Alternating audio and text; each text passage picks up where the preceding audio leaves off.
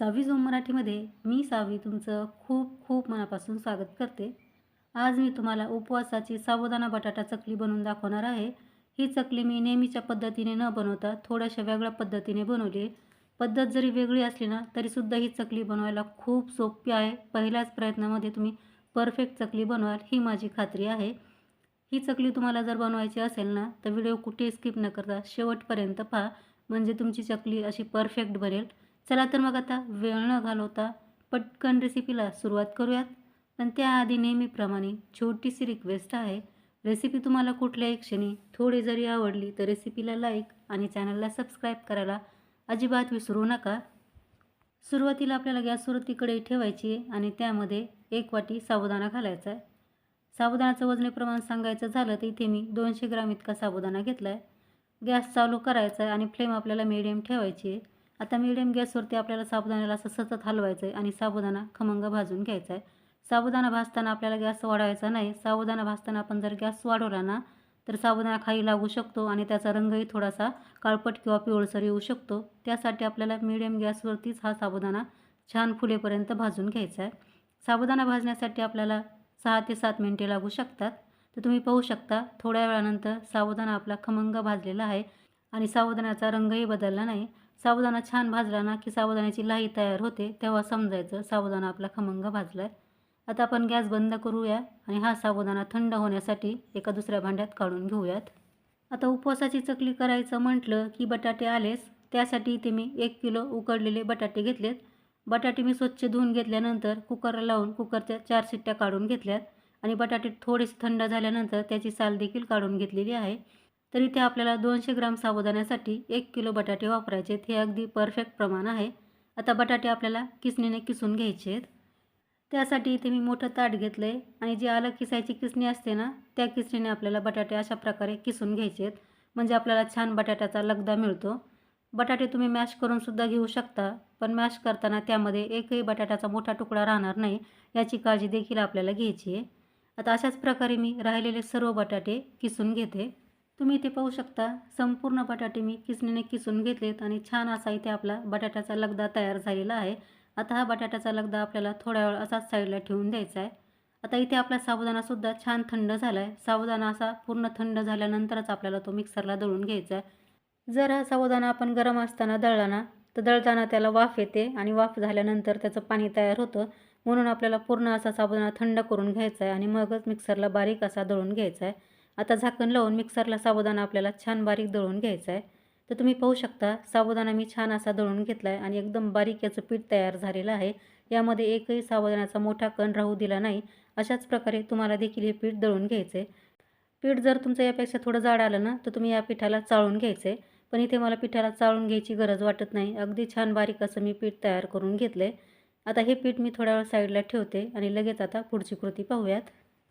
आता आपण जो बटाटा साईडला ठेवला होता तो आपल्याला इथे घ्यायचा आहे आणि यामध्ये आपल्याला 1.5 ते 2 चमचे लाल तिखट घालायचे किंवा तुमच्या चवीप्रमाणे तुम्ही यामध्ये लाल तिखट घालू शकता. आता चवीसाठी मीठ घालायचे. तर मीठसुद्धा आपल्याला थोडंसं कमीच घालायचं आहे, कारण वाळल्यानंतर पदार्थ थोडासा खारट होऊ शकतो म्हणून. आता आपण साबुदाण्याचं पीठ दळून घेतलं होतं ते एकदम न घालता आपल्याला 2 बॅचमध्ये हे पीठ यामध्ये घालून याला छान असं मळून घ्यायचं आहे. तुम्ही या पिठाला जितकं छान मळून घ्याल ना तितक्या तुमच्या चकल्या परफेक्ट होतात. या चकलीमध्ये मी लाल तिखट घातलेलं आहे, पण तुम्हाला हिरवी मिरची घालायची असेल ना तर तुम्ही 1.5 ते 2 चमचा हिरव्या मिरचीचा ठेचासुद्धा यामध्ये घालू शकता. आणि उपवासाला तुम्ही जिरं खात असाल तर जिऱ्याची पूडसुद्धा यामध्ये एखादा चमचा घालू शकता. जिरेपूड घातल्यामुळे या चकलीला चव अजूनच छान येईल. सुरुवातीला आपण यामध्ये घातलेलं साबुदाण्याचं पीठ छान मिक्स झालं आहे. आता राहिलेलं साबुदाण्याचं पीठ देखील आपल्याला यामध्ये टाकून यालासुद्धा छान एकजीव करून घ्यायचं आहे, म्हणजेच मळून घ्यायचं आहे. जितकं तुम्ही याला छान मळून घ्याल ना तितकंच पीठ तुमचं छान तयार होईल आणि चकल्यासुद्धा तुमच्या मग परफेक्ट बनतील. आता मी याला एकदम मस्त असं मळून घेते आणि मगच तुम्हाला भेटते. इथे तुम्ही पाहू शकता पीठ मी अगदी छान मळून घेतलेलं आहे. मस्त मऊसूद आपलं हे चकलीचं पीठ तयार झालेलं आहे, एकदम परफेक्ट.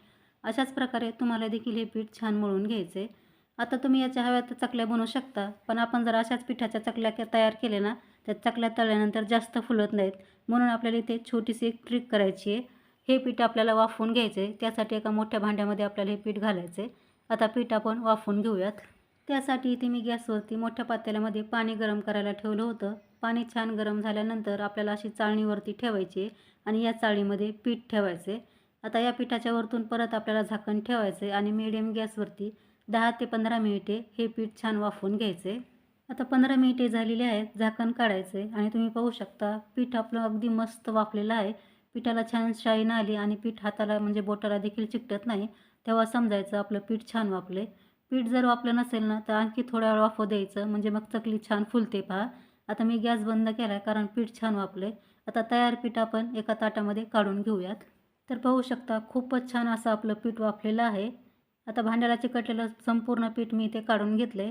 आता पिठाला आपल्याला परत मळून घ्यायचं आहे. पीठ थोडंसं थंड झाल्यावरती सुद्धा मळू शकता. पण पीठ गरम असताना मळलं ना तर ते छान एकजीव होतं पहा. पण पीठ गरम असताना आपल्याला हातानं मळायचं नाही कारण हाताला खूप भाजू शकतं.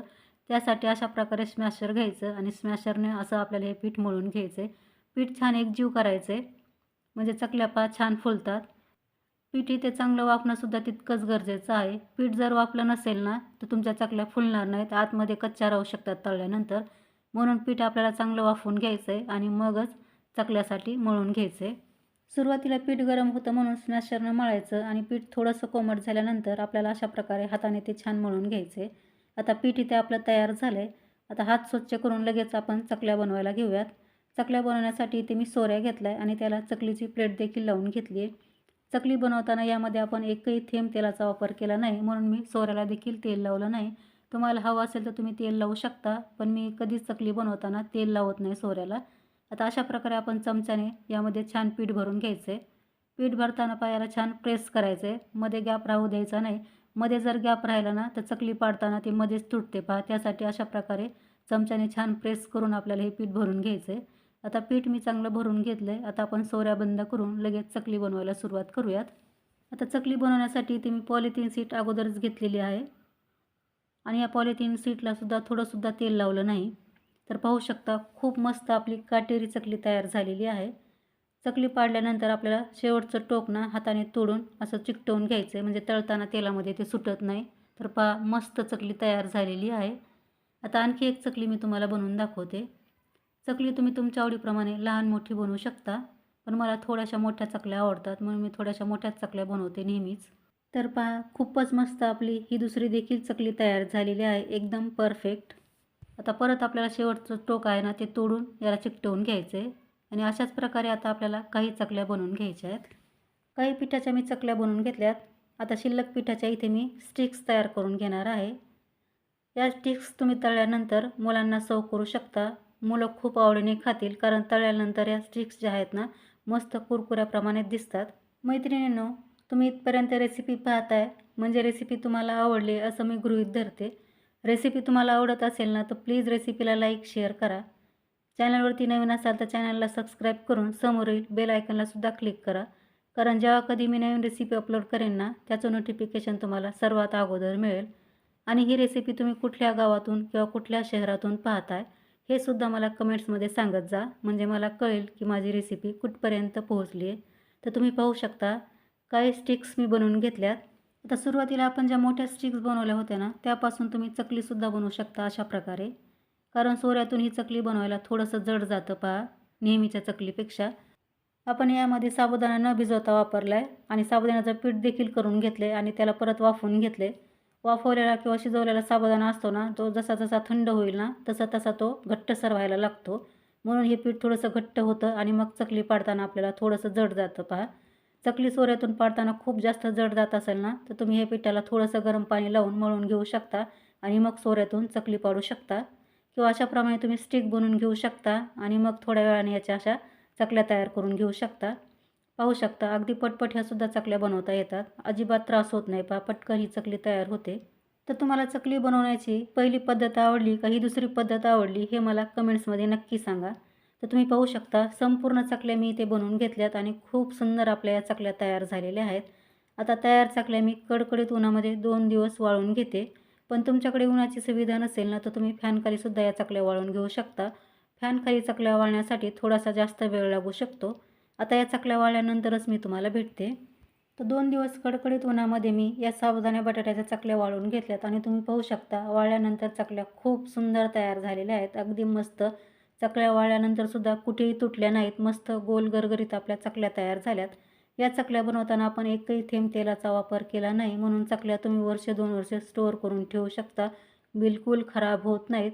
आणि जेव्हा कधी तुम्हाला उपवासाला काहीतरी खमंग कुरकुरीत खायचं आहे ना, तेव्हा तुम्ही या चकल्या तळून खाऊ शकता. आता या चकल्या मी तुम्हाला तळूनसुद्धा दाखवते. सुरुवातीला मी तुम्हाला कुरकुरीत तळून दाखवते. या स्टिक्स ज्या आहेत ना, मी त्या थोड्याशा तोडून घेतल्यात छोट्या छोट्या साईजमध्ये, म्हणजे तळायला सोपं जातं म्हणून. तर पाहू शकता मस्त फुललेले आहेत आपले कुरकुरे. आता लगेच बाहेर काढून घेऊया. हे कुरकुरे फक्त मुलांनाच नाही तर मोठ्यांनासुद्धा खूपच आवडतील. खूप मस्त होतात. आता चकली तळून पाहूयात. चकली तेलात सोडल्यानंतर आपल्याला फ्लेम कमी करायची आहे गॅसची. सुरुवातीला आपण तेल चांगलं कडकडीत गरम होऊ द्यायचं आहे आणि चकली तळताना फ्लेम कमी करायची. फ्लेम कमी असल्यामुळे चकली आपली आतपर्यंत छान तळल्या जाते पहा. फुल गॅसवरती तुम्ही जरी चकली तळली ना तर ती वरून पटकन तळल्या जाईल, पण आतमध्ये कच्ची राहील. म्हणूनच आपल्याला ही चकली तळताना गॅसची फ्लेम कमी ठेवूनच चकली तळून घ्यायची आहे. फुल गॅसवरती चकली तळली तर बाहेरून तळेल आणि आतमध्ये कच्ची राहील. तर छान आपल्याला अलटपलट करून दोन्ही साईडला ही चकली मस्त अशी तळून घ्यायची आहे. तुम्हालासुद्धा जर जुन्या पद्धतीने चकल्या बनवून आणि खाऊन कंटाळा आला असेल ना, तर एकदा ही रेसिपी तुम्ही नक्की ट्राय करू शकता. तुम्हाला खूप आवडेल. रेसिपी ट्राय केल्यानंतर रेसिपी कशी झाली हे सुद्धा मला कमेंट्समध्ये सांगत जा, म्हणजे मला कळेल की तुमची रेसिपी परफेक्ट झाली आहे. तर इथे मी काही चकल्या तळून घेतल्यात. तुम्ही पाहू शकता खूप मस्त काटेरी आपल्या इथे चकल्या तयार झालेल्या आहेत. चकलीला पहा मस्त काटे देखील आलेले आहेत आणि या चकल्या खायलाही खूप छान लागतात. एकदा ट्राय करून पहा. रेसिपी कशी वाटली कमेंट्समध्ये मला नक्की सांगा. रेसिपी आवडल्यास लाईक शेअर करायला विसरू नका. तर लवकरच भेटू आता आणखी एका अशा छानशा रेसिपीसह.